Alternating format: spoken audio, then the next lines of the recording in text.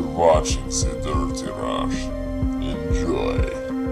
What is up, ladies and gentlemen? This is the Dirty Rush and the Dirtiest Rushing Around, and today I'm going to go ahead and take a look at the blue-black deck in Artifact. We're going to go ahead and make a silly, all-in tower push deck out of the cards that we get from the blue and black colors.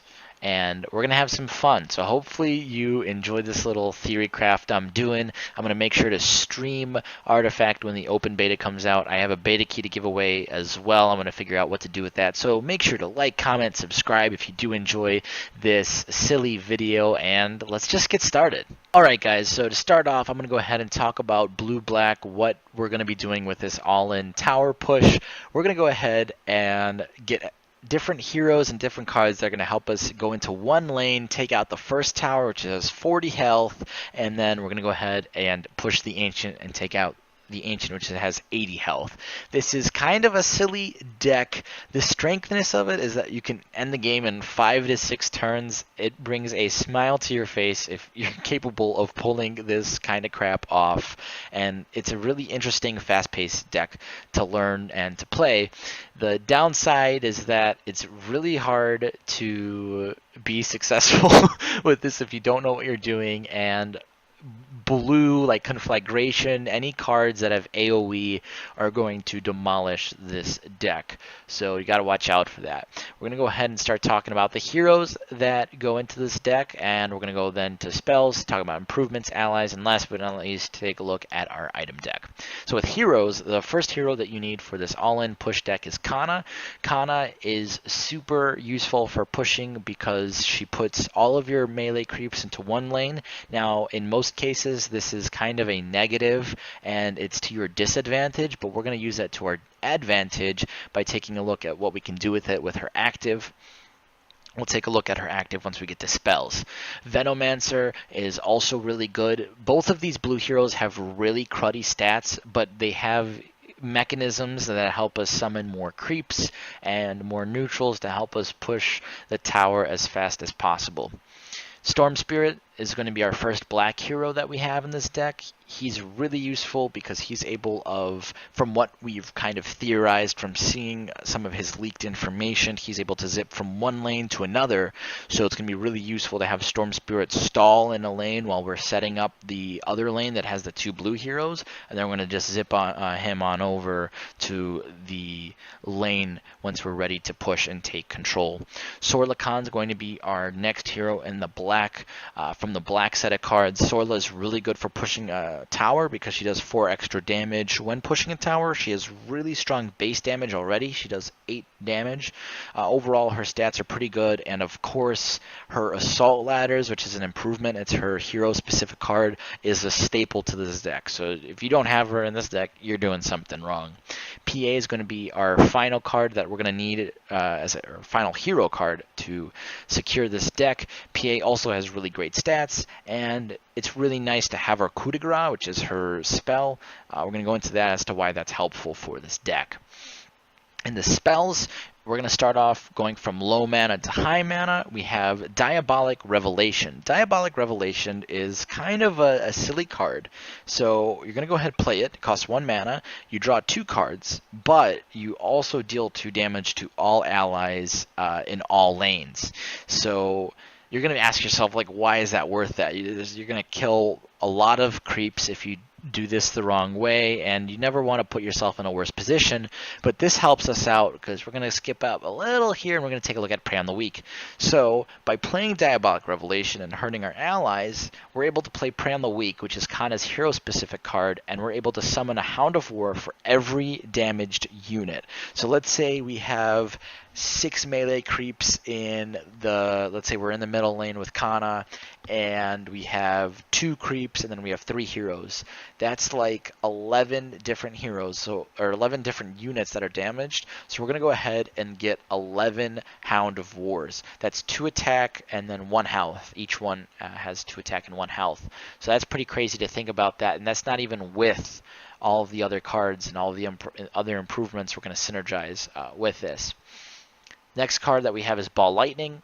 It's theorized. We don't know what it is, but we're pretty sure if it's anything like Dota, Storm Spirit's going to be able to zip from one lane to another, and that's going to be really useful for us setting up and making sure we're utilizing the mana in every lane. Dimensional Portal, it's a card that costs 4 mana, and it summons 3 melee creeps. This really synergizes with Diabolic Revelation, our strong push mechanics, and of course, since Kana gets a bunch of melee creeps, we just get more and more melee creeps, and we're going to be able to take that tower super fast. We already talked about Prey on the Weak. So Venom is Venomancer's active. He's able to summon 2 Plague Words for 4 mana. Again, adds on to more creeps that we have, and we forgot to talk about it, but Venomancer's passive is reactive. He summons 1 Plague Ward into his lane that he's present in before each or during each deployment phase. So that's also pretty cool.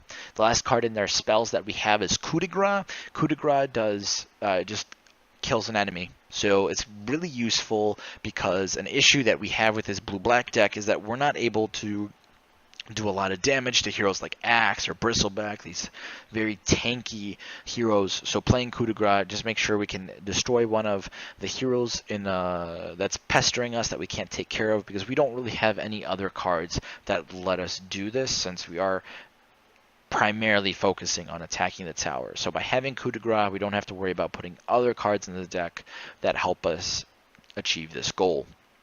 Now in the improvements, we have Assault Ladders from Sorlikon. This is Sorla's specific hero card, and it deals 2 extra damage when attacking a tower. Allies deal 2 extra damage when attacking the tower. So again, if we have 20, let's say we have like 15 different creeps, so we're doing 30 damage just with Assault Ladders, and that's only with 1 Assault Ladders. The more Assault Ladders you put in a lane, the more you're going to do. So if we get the right cards at the right time and we play this, we could easily end the game in 4 to 5 turns if everything goes to our plan. Unsupervised Artillery is going to be our second improvement. It's a 2 mana cost spell, and it deals 4 piercing damage to the enemy tower. It can only be played if there are unblocking enemies, so there are no enemies that are unblocked, which is super easy to us, because if we have 12 different creeps in a lane, the odds of the enemy also having 12 creeps at the time, at like the second or third round, seems really silly and doesn't seem like it makes sense. There's another card that we have. It's an improvement. It's a black improvement. It's Trebuchet, and it deals 2 damage, piercing damage to the enemy tower before the action phase, and it's 1 mana. It's not as good as Unsupervised Artillery because it would be better if we weren't in this scenario. So Trebuchet usually is better than Unsupervised Artillery, but since we know there won't be any enemies that'll be unblocked, Unsupervised Artillery is better. Our last improvement is kind of a meme card. I guess this whole deck is a meme card, so to be fair, overall it's it fits right in. But the Oath, so once you play this into a lane, you can't play any creeps or spells in that lane. They can be deployed there, they can be transferred there, but they cannot be played while you're in that lane, and no spells can be played. So you're sacrificing all the mana in that lane. And I'm pretty sure you can deploy heroes in the lane if you want. But once you play this in that lane, all allies in that lane have +4 attack. So if you think about it, if we get like 12 creeps in a lane, the Oath is going to give us like 48 attack. Just in that lane, just with the Oath, not including Assault Ladders, any extra damage that we apply like buffs to our creeps. So the Oath, kind of a late game, last minute scenario card to ensure victory. It can be played from any lane though, so you can use it to easily secure victory. An example I can think of is if you have 6 mana, you play Storm in the left lane, you have him play the Oath, and then have him zip on over to the mid lane and finish your enemies off. Last but not least, we're going to take a look at allies before we go ahead and get to items. We have Relentless Zombie. So there's not a lot of blue cards, blue creep cards that work for us in our favor, but Relentless Zombie is really good because it only has 2 mana, and its play effect, it gives it a death shield. So I don't know if y'all played Dota before, but basically what this means is that if someone does damage, one of the cards that we're really worried about in this deck is Conflagration. If someone were to play Conflagration, Relentless, and that does 2 damage to all enemies in a lane, our Relentless Zombie without Death Shield would die. But since it has Death Shield, it's going to stay alive with just 1 health. So we're able to save our zombies. They're going to be able to do damage, and then hopefully we'll be able to remove that improvement conflagration with Obliterating Orb. Hopefully we get 10 gold by then to do so. That's a little further down the line, though. The second ally creep that we have is Untested Grunt. Untested Grunt is just a really good, efficient card. It only costs 2 mana, and it has 4 attack, 2 health. We're looking to be super aggressive, so that 4 attack really comes out and helps us. Disciples of Nevermore, also kind of a cheesy card, but fits right in to what we're looking for. You only want to play this card towards the super uber late game once you know you're capable of taking the ancient and maybe a turn or two, because it does take away 2 armor from all of your allies, and a lot of our allies have pretty low health, so it makes them very susceptible to dying. So we got to be really careful when we play Disciple of Nevermore, but once you do, you're just adding extra attack to making your deck and to making your lane unstoppable in its pursuit of demolishing the tower. The last ally that we have is Oglodi Vandal. It has 4 attack, 4 health. It's a 4 mana cost card, and when you play it, it does 4 damage to the enemy tower. Last card that we're going to talk about, or last item that we're going to talk about, and the only item that we're going to talk about, is Obliterating Orb. Now, in item decks, usually you want to have a lot of items. You want to have maybe 10 to 11, sometimes even 13 if you're playing like an econ deck that gets you a lot of gold. But when it comes to the blue-black deck and putting yourself in just 1 lane, you're not going to get a lot of gold. You're maybe going to kill 2 heroes, maybe only 1 sometimes, and if you're lucky, you'll get 4 to 5 creeps. That gets us really only 15 gold. I don't know, that's my math is terrible, NA math. It's not going to get you anywhere. So you're only going to be able to buy a couple items. But what we want to watch out for is conflagration, because that's going to be the one thing that ruins us. All of our, if we take a look at Cell Venom, our Plague Wards only have 3 health. Our Hound of Wars only have 2 health. Your creeps are going to have 4 health. So 2 conflagrations can wipe out our board completely. 1 conflagration can wipe out our Hound of Wars, which are really important to keep, because that's how we're going to be able to push this tower so fast. So you do want to have Obliterating Orb. That's the only item that matters. We have ways to zip about the map, transfer lanes. We don't need Blink Dagger. We're not worried about playing against other heroes, because we're going to be able to have enough creeps and heroes to kill them all in the lane. And then we have Coup de Grace if we're worried about anything else. So Obliterating Orb, you want to make sure you have that in your item deck. You're going to be able to pull out other cards as well, so you're not too worried about pulling out other things. So Obliterating Orb is the only thing you want in your item deck to make sure you can pull that out whenever you can. Again, this is a super silly deck, super cheesy. It's just supposed to be a fun deck that you can play against your friends and hopefully surprise them. If they're not prepared and they don't know how to play against it, I'm positive you'll win every time.